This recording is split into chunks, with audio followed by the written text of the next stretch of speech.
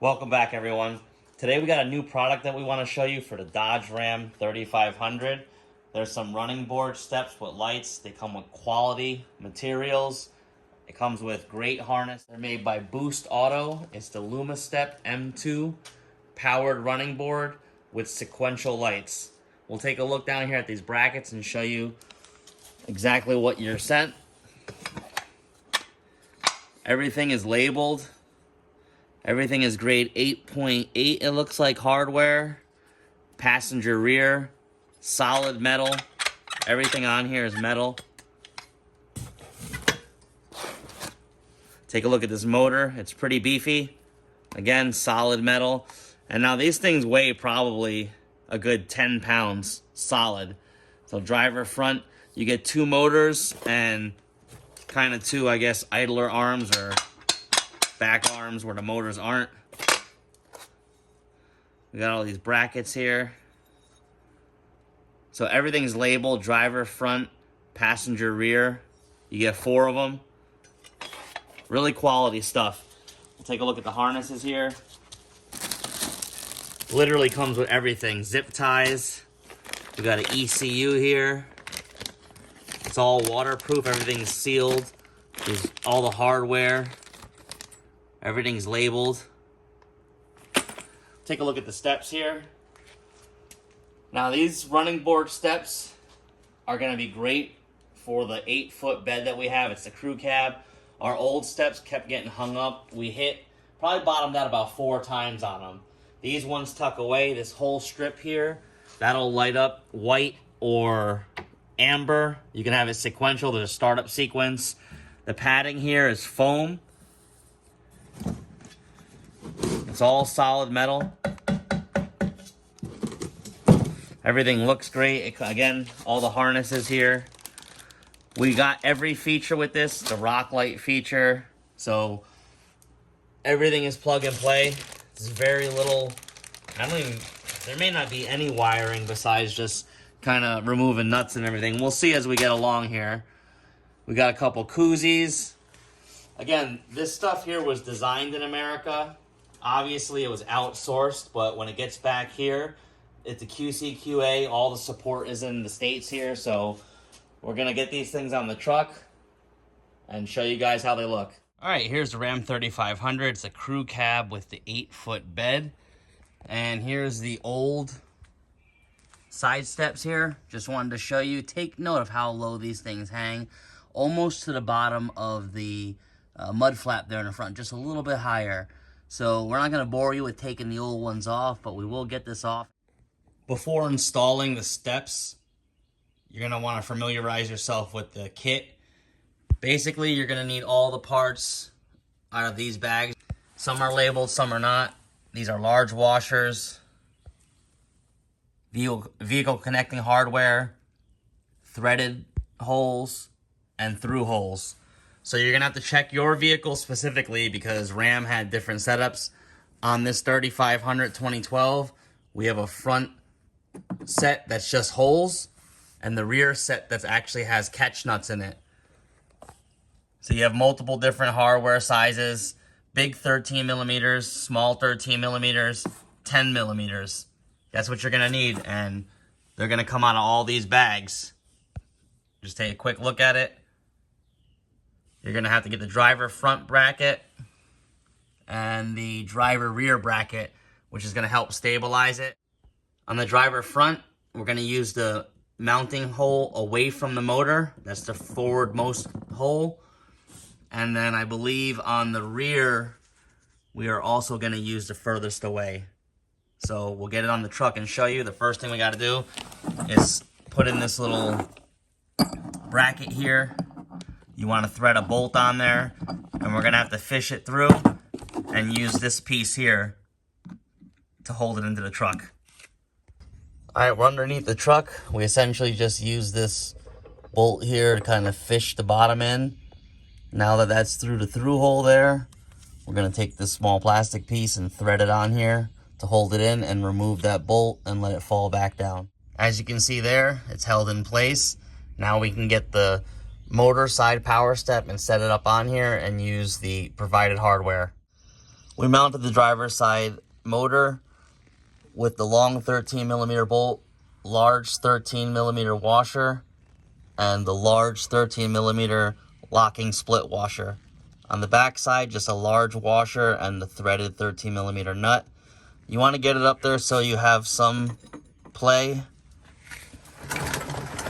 Underneath, you're going to put the driver front, passenger rear bracket here with the nuts on the actual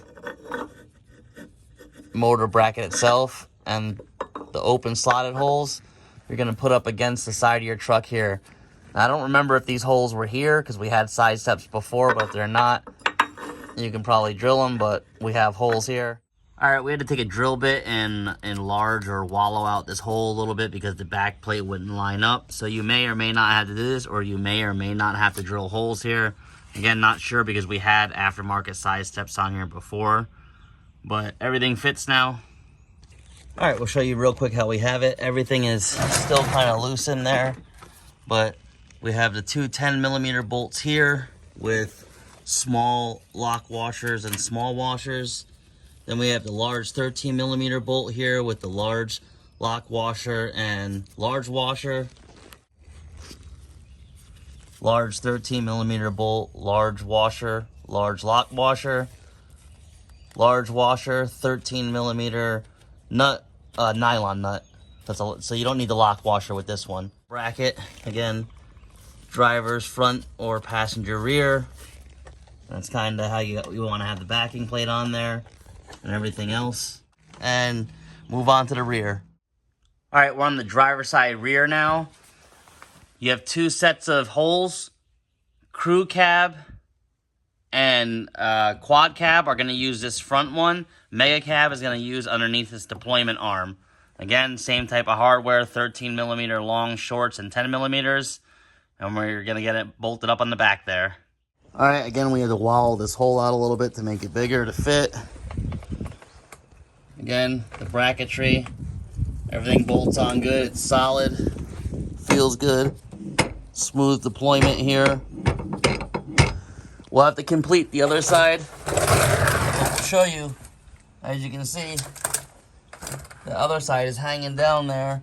It's definitely hanging way lower than these brackets would. So already an improvement on ground clearance here. So now that you have both sides on, we're gonna work on the other side and get the other two brackets on, and then we gotta put the harness in. This is the passenger front and passenger rear brackets and motor. Here's all the hardware again that you have to have. Just take a look at it. The back side of our truck had capture nuts.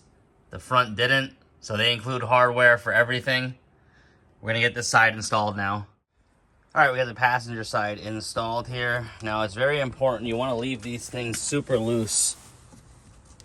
Enough so that when you put the running board on them, you can align everything. And that's both sides. You want all the hardware in, but everything loose.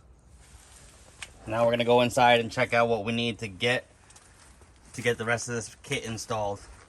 All right, we're on to the electrical part now. So, depending on how you ordered your kit and with what, will depend on what harnesses you get. As you can see in front of us, we have a ton of harnesses. It has the puddle lights, the running lights, the sequential lights, the startup, everything, just a full package. The main thing you want to be worried about right now is this controller box here and the big harness that has driver and passenger side on it. We're going to work with these two first and get everything routed. All right, we're outside at the front of the Ram. The very first thing you want to do is just disconnect the battery negative terminal on your batteries. If you have two of them, disconnect both of them. We have two on this one. And then go ahead and lay your harness out. Put your driver's side plug. Let's see. There we go. Driver's side motor. Put that on the driver's side, obviously, and then the passenger side one will come around. And just throw it over here. It doesn't really need to go anywhere yet because the object of the game is to fish the wire down out of the way so it doesn't get hooked on anything. And that's the fender liner, so you can get it down over the coat hanger or whatever. Even down in the frame rail there's some space. So we haven't decided where we're gonna put it, but once we get it routed, we'll show you. But first thing, disconnect these negative terminals. All right, we got the harnesses fished down. It was actually super easy. It didn't require any removal of anything. You can just drop these right down there, and it actually just slid right down to the bottom here. When we plugged it in, we haven't decided where we're gonna put the extra wiring yet, but we got the rock light harness and the other harnesses we gotta put on, so we'll come back and do that. Since we opted for the running lights and the rock lights and everything, we have these extra harnesses. If you did as well, you're gonna have one harness that's gonna have another fuse and some links or some battery post terminals, and then you'll have another sub harness for the passenger side. You're gonna wanna route this side down on both sides. Again, keep the fuse side on the driver's side, and this other harness is the passenger side. All right, you actually have to have this harness too. It goes down on the power step motor. That basically is a feed through for the Lumastep lights and the door, all that stuff to make the steps work. But you gotta have this in line with it down at the motor, and we'll show you how it's hooked up. This is the configuration that made the most sense to us. If we blow a fuse, we blow a fuse, but we won't know until we hook it up. So this wire here, the long one that you can pull all the way out, that goes underneath the step. This runs to the Lumasteps, and then you have that harness that goes in between everything here and hooks everything else up. Match the colors, they all match up. So we'll move on to the next step now, mounting the ECU and getting it hooked up. All right, before we mount the ECU, we're gonna have to remove both headlight assemblies because we have to run the little sub harness down there that taps into the headlights for the turn signal. All right, we routed the harness outside of the headlights on both sides. They come with little wiring harnesses and T-taps, so we'll show you those. Here's the harnesses and the T-taps. Honestly, this kit has been pretty good with the harnesses. No modifications needed for everything. Everything's plug and play and adapt, except for a few wires if you're running like the rock lights or something. So we're not gonna run the original switch, and we'll show you that a little bit later, but this goes into the headlights. So this is the passenger side, it's a better view. Again, if you have the rock lights, it'll be disconnected. You'll connect that later. With your blue tap, you want to put it on the center wire while the red tab is looking at you, and the red and yellow wire on the outside right tab. And that's really the hookup for the harness. Now we got to plug the ECU in and get all the power wires hooked up. The ECU just plugs right in. They got it packed full of dielectric grease. It should just slide on in here. All right, firm connection in there and enough rubber seal to go over. Okay, if you opted for the rock light switch feature, you're going to have the white wire on each side of the harness, passenger and driver. Plug in right there, and then you're gonna wanna route this switch inside. We have different plans for it, so we're gonna leave it out here. And then you're gonna have another set of wires here labeled high and low, I believe. Yeah, you wanna run those inside the cab, because we're gonna have to make a tap inside the doorway here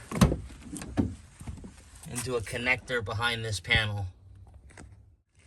Okay, we routed the harness inside from the firewall. There's usually a plate up there. As you can see, the light coming through, we just have a small hole. You're gonna wanna find this gray connector. It's behind here, it's plugged in, it's usually taped to the main harness. You're gonna wanna work on the side with the clip here and go on the back side of this. The left side is gonna be the low wire, and the right side is gonna be the high wire on the back side when you have it facing. Let's see. It's hard to get focus here. But anyways, you get the picture. We're gonna plug it all back in and start hooking up the battery. All right, moment of truth. The motor should work when we open the door. Oh, that's perfect. I'm gonna try the back door now, once it goes back in. All right, it's the passenger front.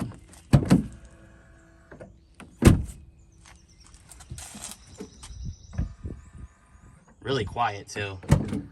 Passenger rear. Perfect. So now we're gonna get to installing the running boards. You wanna have your power motor deployed. So crack the door just a bit, let it rest on the door jamb. Go ahead and have the back pulled out. Find the hardware that has the little hex or square on the top. You're gonna take your Lumastep and go ahead and just slide it into the track here. It can only go in one side, opposite of the plug. Slide 2 in the back, 2 in the front. Again, the plug side. And the plug side with Boost Auto, you want going towards the fender, the front of the truck. All right, how we centered the running boards was we went right against the brackets here and measured, and we got about 5 1/4 inches of gap or length over the arms on both sides. We got it as close as possible. You don't have to be exact, nobody will notice, but right around 5 1/4 on the front here on both sides is right where we spaced it at. So that seems good. You're gonna wanna snug these down, but don't fully tighten them, and allow the system to retract back up, help it go back up, and go ahead and start tightening everything back down. We got the Boost Auto steps installed. Now down below, you gotta do a couple things. That wiring harness right there, that goes to the Lumastep for the lights and everything. You have to loosen those screws and just pull all the slack back up towards the frame rail. And if you can see in there, we kind of just balled everything up top to keep it out of the way and zip tied it.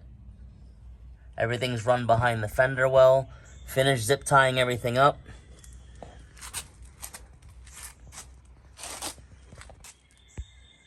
And then we'll show you the mess up front. All right, here we got the wiring mess. Now, remember we have the rock light feature on here. Instead of drilling a hole, we have some auxiliary switches already running the truck. All we're gonna do is take the white wires. Now, the steps themselves feed the ground, and you need to provide power to these 2 wires. So we ran it to the positive side of a switch inside, and we get the full rock light feature off of our toggle or our push button switches inside. So we're gonna get rid of the rest of that wiring harness, tie up everything else. So we got all the wiring zip tied up and out of the way. Now they give you more than enough wiring to overcome any obstacle. So we will clean up this area and tuck it more down, but everything fits right here. Not sure how it is for 2500 and 3500 trucks, but we have the extra space here and we just tucked it down and it worked perfectly. We'll show you how the startup sequence and everything works now. We're gonna show you all the features and how it actually works. So if you come up to the car and the car is locked, hitting the unlock button, you'll get the sequential turn signal. If you grab a door, it'll deploy with the floodlight. Any door, front, back, doesn't matter. They'll deploy and they'll go back up. Okay, inside the vehicle, when you're ready to start it, either on the auto start feature or the key start, you will get the startup sequence.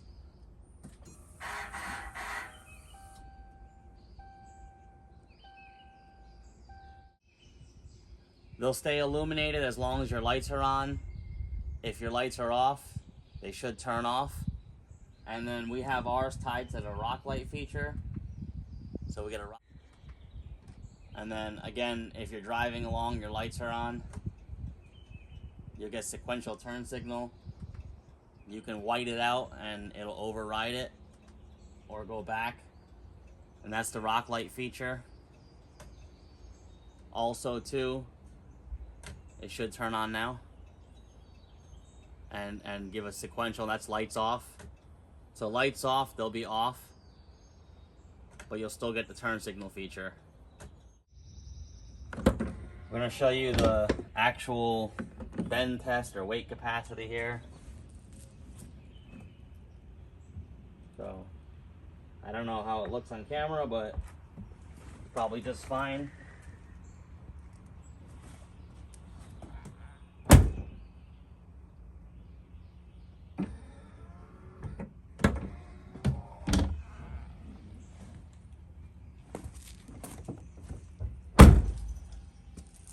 This is the Lumastep M2 power step at nighttime with the startup sequence.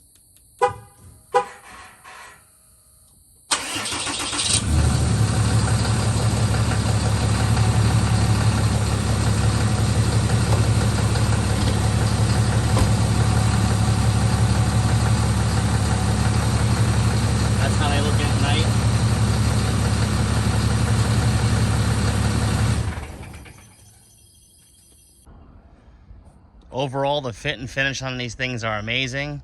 We'll go ahead and do the auto startup sequence here just to show you. It's kind of dusk out right now, getting towards the evening.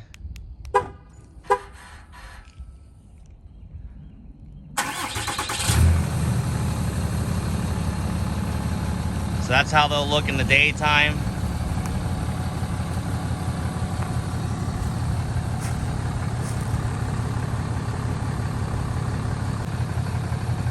That's how they look with the rock lights on.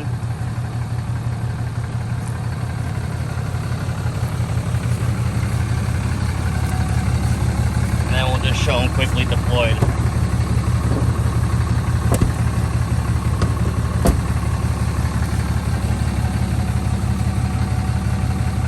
Overall, a really nice setup. Really easy to install, direct bolt on, and they look fabulous and tuck out of the way. Got tons of ground clearance now. Hope this helps. Thanks for watching. Please subscribe.